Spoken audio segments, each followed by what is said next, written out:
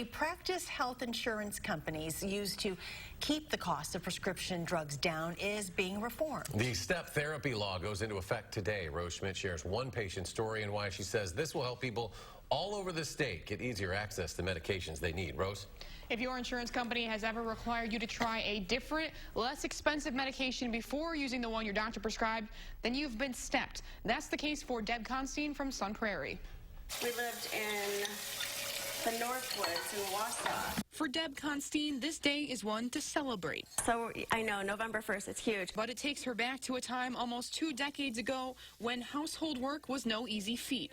I was having such bad stomach pain that I couldn't take care of my 18-month-old. My husband had to take a couple days off to kind of take care of my son. Medications that Deb took to treat her rheumatoid arthritis caused damage to her stomach.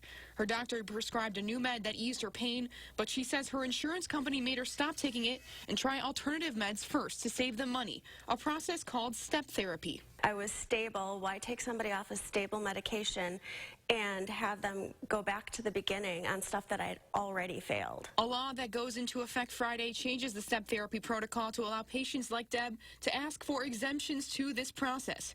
Insurance companies have to grant or deny the request within 3 days or 1 day in an emergency. It only seeks to hopefully make our job easier.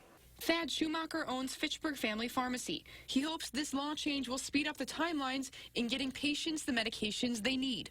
So we see it quite often that prescriptions are written for patients. Their provider feels that's the best choice for them, and they're not covered because they're not on formulary or they need a prior authorization. He says this law change could lead to increased costs in the healthcare industry and points out that there is a time and a place for this practice. It's always beneficial for the patients to get a generic if it's possible. In Deb's case, she ended up going back to the original medication that worked for her, but the difficulties and pain she faced in between is time she hopes no one else ever has to spend. It was only a short amount of time. It was probably a month, but a month of my life that I don't want to, live through again as far as that goes.